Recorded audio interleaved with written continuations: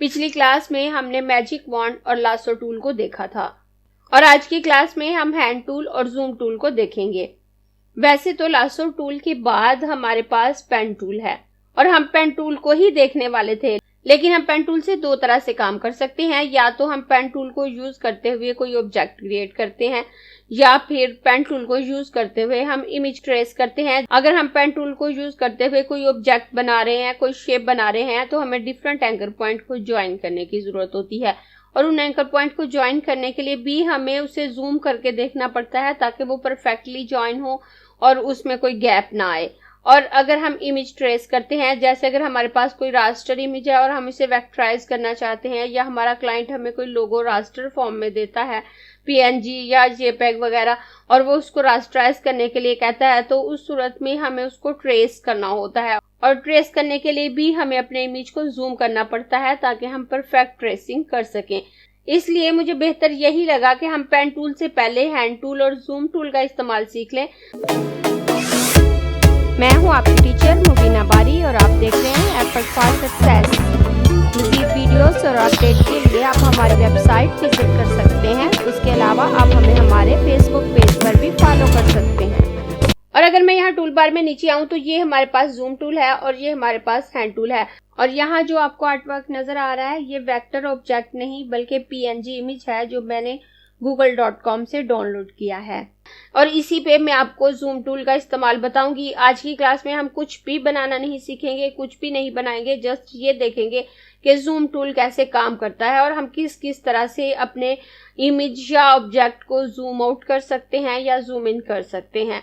हम एक से ज्यादा मेथड के साथ इस टूल को यूज कर सकते हैं। मैं इसे उठाकर सेंटर में कर देती हूँ। यहाँ पहले मैं आपको बता देती हूँ कि हम जूम क्यों करते हैं। जब हम अपने ऑब्जेक्ट को जूम करते हैं तो हम उसे बड़ा नहीं कर रहे होते, बड़ा करके देख रहे होते हैं। उसका साइज उतना ही रहता है लेकिन वो हमें बड़ा होके नजर आता है, ज्यादा क्लोज होके नजर आता है और अगर उसमें कोई फॉल्ट है तो हमें इजीली नजर आ जाता है और हम उसको ठीक कर सकते हैं। बाज़ औक़ात जब हमारा ऑब्जेक्ट जूम नहीं होता, अपने ओरिजिनल साइज में होता है, तो हमें फॉल्ट नजर नहीं आ रहा होता। अगर उसके एंकर पॉइंट में कोई गैप है या कोई और प्रॉब्लम है तो वो हमें नजर नहीं आ रही होती। लेकिन जैसे ही हम उसको जूम करते हैं, बड़ा करके देखते हैं, तो हमें वो प्रॉब्लम नजर आने लगती हैं, चीजें हमें क्लोजली नजर आने लगती हैं और हम उनको ठीक कर सकते हैं। और हम एक से ज्यादा मेथड के साथ अपने ऑब्जेक्ट को जूम कर सकते हैं। सबसे पहले तो हम अपने माउस की मदद से अपने ऑब्जेक्ट को जूम कर सकते हैं। अगर मैं अपने कीबोर्ड से ऑल्ट प्रेस करूं तो आपको यहाँ शॉर्टकट की में भी नजर आ रहा है और उसके बाद मैं अपने माउस के स्क्रॉल व्हील को डाउन की तरफ मूव करूं तो आप देखें मेरा ऑब्जेक्ट जूम होने लगेगा और इसकी डिटेल ज्यादा क्लोज मुझे नजर आ रही हैं। और उसके बाद अगर मुझे इसमें कोई चेंजिंग करनी हो तो मैं कर सकती हूँ। वैसे तो ये पीएनजी इमेज है, इसमें मैं कोई चेंज नहीं कर सकती। मैं जस्ट इस वक्त आपको जूम टूल सिखा रही हूँ। और उसके बाद अगर मैं ऑल्ट प्रेस रखते हुए अपने माउस के स्क्रॉल व्हील को ऊपर की तरफ मूव करूं तो मेरा ऑब्जेक्ट जूम आउट होने लगेगा और वापस छोटा होकर मुझे नजर आने लगेगा। इस तरह से आप स्क्रॉल व्हील को मूव करके भी अपने ऑब्जेक्ट को जूम इन या जूम आउट कर सकते हैं। उसके बाद क्वेश्चन ये भी है कि हम अपने ऑब्जेक्ट को कितना जूम इन या जूम आउट कर सकते हैं। तो हम अपने ऑब्जेक्ट को 64,000% जूम कर सकते हैं और 3.30% तक जूम आउट कर सकते हैं, जो कि बहुत ही छोटा हो जाता है और हमें बहुत छोटा नजर आता है। आप यहाँ पे आए तो ये यहाँ पे आपको जूम की परसेंटेज नजर आ रही है। अगर आप इस पे क्लिक करें तो आप देखें यहाँ पे 64,000% मैक्सिमम जूम लेवल है। तो हम यहाँ से भी वैल्यू देकर इसको जूम इन या जूम आउट कर सकते हैं। जैसे इस वक्त मेरी जूमिंग 50% है, अगर मैं इसे 100% करती हूँ तो मेरा ऑब्जेक्ट कुछ इस तरह से जूम होकर यहाँ पे आ जाएगा। जूम होने पर हमारा आर्टबोर्ड इधर उधर हो सकता है, तो आप ये नेविगेशन बटन आपको नजर आ रहे हैं, इसे नेविगेट करके भी अपने ऑब्जेक्ट को आप यूं सामने ला सकते हैं और ये पूरा आपको सामने नजर आएगा।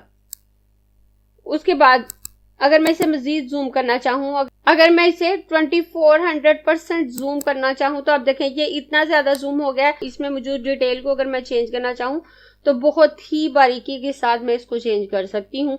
जब आप बहुत छोटे साइज में आर्टवर्क तैयार करते हैं तो आपको बहुत ज्यादा जूम करके काम करने की जरूरत होती है, तो ये ऑप्शन आपकी हेल्प करता है। और अगर आप इसे वापस जूम आउट करना चाहें, अब इसे मैं 3.13% अगर जूम आउट करती हूँ तो आप देखिए मेरा आर्टबोर्ड भी छोटा हो गया है और इसके अंदर ऑब्जेक्ट भी, जब हम किसी ऑब्जेक्ट को जूम इन या जूम आउट करते हैं उसके साथ साथ हमारा आर्टबोर्ड भी जूम इन या जूम आउट हो रहा होता है। तो हमारा आर्टबोर्ड भी बहुत छोटा हो गया और इसमें मौजूद ऑब्जेक्ट भी। और उसके बाद अगर मैं इसमें से कोई और वैल्यू दूं तो वो उसके मुताबिक चेंज हो जाएगा। और अगर मैं इसको फिट ऑन स्क्रीन करूं तो ये प्रॉपर पूरी स्क्रीन पे फिट हो जाएगा। मैं यहाँ से फिट ऑन स्क्रीन पे क्लिक कर देती हूँ तो मेरा ऑब्जेक्ट अपनी ओरिजिनल जगह पे आ जाएगा जैसे मैंने स्टार्ट में इसे लिया था और ये बिल्कुल स्क्रीन में फिट आ रहा है। उसके बाद हम यहाँ से जूम टूल लेकर भी इसको जूम कर सकते हैं। जब हम यहाँ से जूम टूल लेते हैं तो मैं यहाँ से इस पे क्लिक करूंगी और क्लिक करने के बाद मैं इसे एनिमेशन देकर भी जूम कर सकती हूँ। जैसे अगर मैं इस लेडी बग को क्लोजली देखना चाहती हूँ और मैं इसको जूम करना चाहती हूँ तो मैं यहाँ पे अपने माउस का कर्सर रख कर क्लिक करूंगी और बाहर की तरफ ड्रैग करूँ तो ये एनिमेटली जूम होता जाएगा और आप देखें ये एरिया कंप्लीट जूम होकर मेरे सामने आ गया है। अगर मैं इसे अंदर की तरफ ड्रैग करूंगी तो आप देखें ये जूम आउट होने लगेगा। आप देख सकते हैं जब आप जूम इन या जूम आउट करते हैं तो आर्टबोर्ड अपनी जगह से मूव कर जाता है, वो अपनी जगह पे नहीं रहता। उसको अपनी जगह पे वापस लाने के लिए आप यहाँ से फिट ऑन स्क्रीन करेंगे तो वो अपनी जगह पे फिट आ जाता है। उसके बाद आप इसको क्लिक करके भी जूम कर सकते हैं। आप यहाँ से जूम टूल लें और इस पे क्लिक करें तो ये जूम हो जाएगा। आप किसी भी तरह से जूम कर रहे हैं, हर नेक्स्ट स्टेप के साथ जो यहाँ वैल्यूज दी हुई हैं उसके मुताबिक ये जूम करता है। जैसे आप देखें मैं यहाँ पहले 50% करती हूँ। 50% करने के बाद अब नेक्स्ट लेवल हमारा 66.67 है और उसके बाद 100% है। अब आप देखें यहाँ 50% है, अगर मैं इस पे एक क्लिक करूंगी तो अब 60.66% है। अब मैं दोबारा क्लिक करूंगी तो 100% हो जाएगा। और अगर मैं ऑल्ट के साथ इस पे क्लिक करूं तो ये जूम आउट होने लगेगा।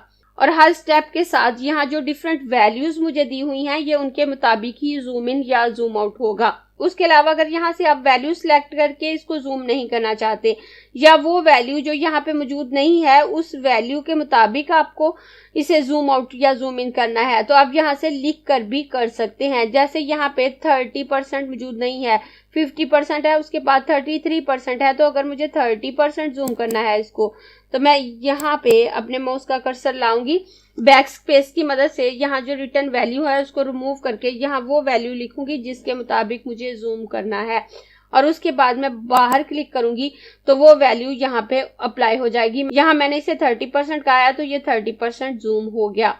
मैं वापस फिट ऑन स्क्रीन कर देती हूँ।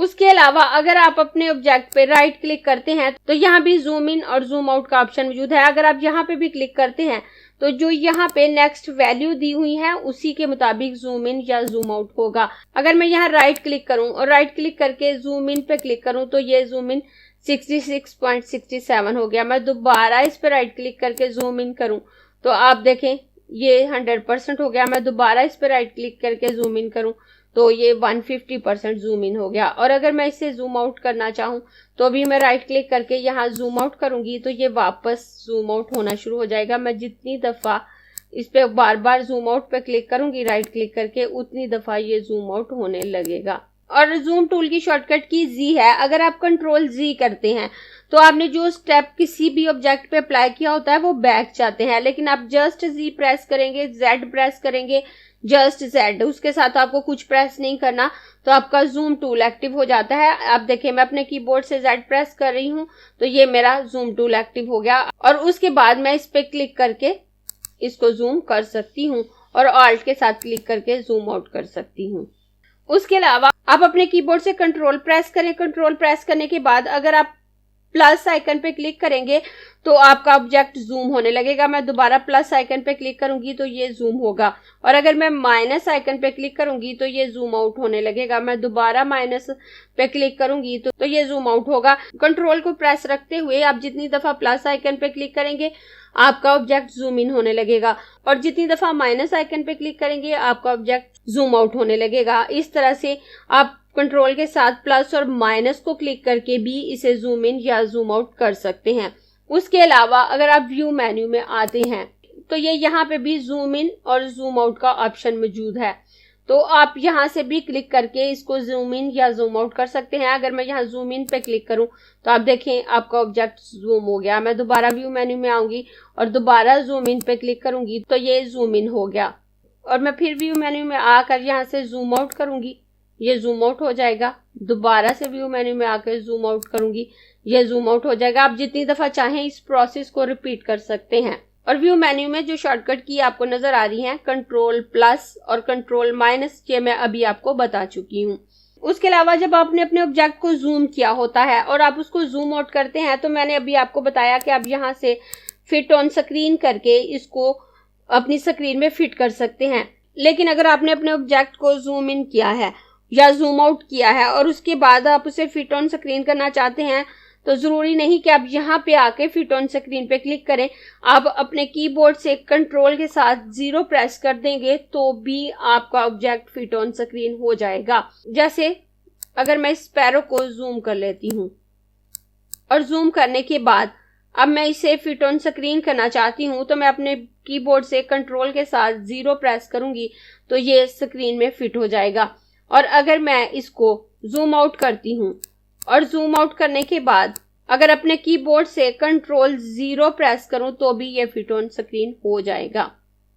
इस तरह से आप डिफरेंट मेथड से अपने ऑब्जेक्ट को जूम इन या जूम आउट कर सकते हैं और उसमें मॉडिफिकेशन कर सकते हैं। और उसके बाद हम आते हैं हैंड टूल की तरफ। हैंड टूल की शॉर्टकट की H है। उसके अलावा मैं यहाँ पे क्लिक करके इसको एक्टिव कर सकती हूँ। उसके अलावा मैं स्पेस बार प्रेस करके इसको एक्टिव कर सकती हूँ। जूम टूल को एक्टिव करने के लिए आप स्क्रॉल व्हील का इस्तेमाल कर सकते हैं। अपने कीबोर्ड से Z प्रेस कर सकते हैं। उसके अलावा व्यू मेन्यू से इसको एक्टिव कर सकते हैं, राइट क्लिक करके इसको एक्टिव कर सकते हैं। कीबोर्ड से कंट्रोल प्लस या माइनस प्रेस करके इसको एक्टिव कर सकते हैं। और इस तरह से इन डिफरेंट मेथड से आप जूम टूल को एक्टिव कर सकते हैं। और अगर आपने हैंड टूल को एक्टिव करना है तो आप यहाँ क्लिक करके इसको एक्टिव कर सकते हैं। अपने कीबोर्ड से H प्रेस करके इसको एक्टिव कर सकते हैं या स्पेस बार प्रेस करके इसको एक्टिव कर सकते हैं। हैंड टूल का इस्तेमाल बताने के लिए मैं इसको जूम कर लेती हूँ। हैंड टूल का यूज हम किसी भी जूम ऑब्जेक्ट पे करते हैं। अगर हमने अपने ऑब्जेक्ट को बहुत ज्यादा जूम किया और हम उसके एक हिस्से से दूसरे हिस्से पे नेविगेट करना चाह रहे हैं, हमने एक हिस्से पे काम कर लिया और दूसरे हिस्से पे जाना चाह रहे हैं, तो हम यहाँ से हैंड टूल लेते हैं। हैंड टूल लेने के बाद हम इसको जिस तरफ ड्रैग करेंगे उसी तरफ हमारा ऑब्जेक्ट ड्रैग होता है। आप देखिए मेरा आर्ट बोर्ड उसी तरह से ड्रैग हो रहा है जिस तरफ मैं इसे ड्रैग कर रही हूँ। मैं इसे राइट की तरफ ड्रैग कर सकती हूँ, मैं इसे लेफ्ट की तरफ ड्रैग कर सकती हूँ, अप साइड डाउन साइड में जिस तरफ चाहूँ इसे मूव कर सकती हूँ। और मूव करके मैं अपने ऑब्जेक्ट के जिस भी हिस्से पे डिटेल वर्किंग करना चाहती हूँ वो मैं कर सकती हूँ। मैं इसे वापस फिट ऑन स्क्रीन कर देती हूँ।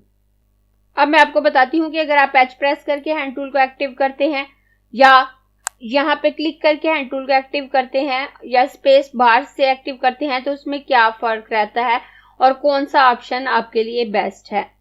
तो मैं जूम टूल लेकर इस स्पैरो को जूम कर लेती हूँ। जूम करने के बाद अब अगर मुझे इसको ट्रेस करना है तो मैं यहाँ से पेन टूल लूंगी। पेन टूल लेकर मैं यहाँ क्लिक करूंगी। यहाँ क्लिक करने के बाद मैं यहाँ पे क्लिक करूंगी और क्लिक करने के बाद मैं इस एरिया को सिलेक्ट कर लूंगी। सिलेक्ट करने के बाद मैं यहाँ से इसकी फिल नन कर देती हूँ। अब आप देखें ये कर्व मेरे साथ आ रहा है तो मैं इस पे क्लिक करके इस कर्व को खत्म कर देती हूँ। वैसे पेन टूल का इस्तेमाल हम अगली क्लास में सीखने वाले हैं अच्छे से। यहाँ मैं जस्ट आपको हैंड टूल के बारे में बता रही हूँ। उसके बाद मैं यहाँ पे क्लिक करूंगी और क्लिक करने के बाद मैं इस एरिया को भी सिलेक्ट कर लेती हूँ। इस एरिया की सिलेक्शन बनाने के बाद अब मुझे नीचे से सिलेक्शन करनी है। तो सिलेक्शन करने के लिए दो ऑप्शन है, या तो मैं इसे जूम आउट करूं फिर वापस जूम इन करूं, उससे मेरा टाइम भी जाया होगा और काम करने में प्रॉब्लम भी हो सकती है। तो उसके लिए मैं क्या करूंगी, मैं यहाँ से अगर हैंड टूल लेती हूँ और हैंड टूल लेने के बाद मैं इसको यूं ऊपर मूव करूं तो आप देखें मेरा ऑब्जेक्ट मूव कर गया। लेकिन अब मेरे पास पेन टूल मौजूद नहीं है, मुझे दोबारा यहाँ से पेन टूल लेना होगा। उसके बाद अगर मैं इसी एंकर पॉइंट पे दोबारा क्लिक करूं तो ये यहीं से एक बार कंटिन्यू करेगा और मैं इसे यहाँ से ट्रेस कर सकती हूँ। ट्रेस करने के बाद अब वापस मुझे नीचे तक जाना है तो मैं अपने कीबोर्ड से अगर H प्रेस करती हूँ तो भी हैंड टूल आ जाएगा और इसे मैं यहाँ से मूव कर सकती हूँ। और मुझे दोबारा पेन टूल लेना होगा और पेन टूल लेने के बाद मैं इसको यहाँ से ट्रेस करूंगी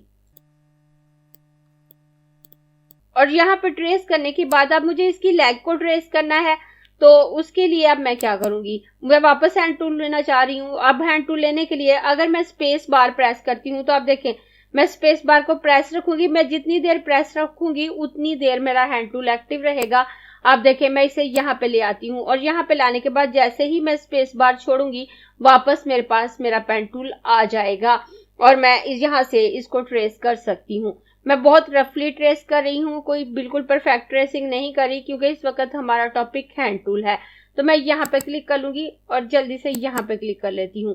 अब अगर मुझे वापस हैंड टूल चाहिए, मैं इसको थोड़ा सा ऊपर करना चाह रही हूँ, तो मैं अपने कीबोर्ड से स्पेस बार प्रेस करूंगी तो आप देखें हैंड टूल एक्टिव हो गया। इसे मैं ऊपर को मूव कर लूंगी और जैसे ही मैं स्पेस बार छोड़ूंगी वापस मेरा पेन टूल एक्टिव हो गया। मुझे पेन टूल बार बार लेना नहीं पड़ेगा।